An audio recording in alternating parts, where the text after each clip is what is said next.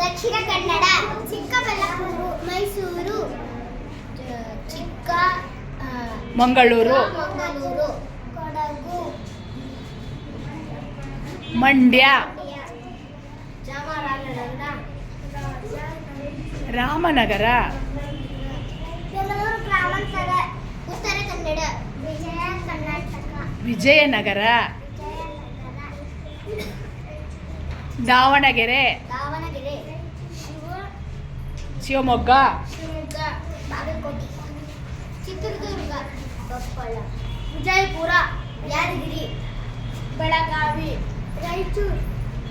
Dharwad,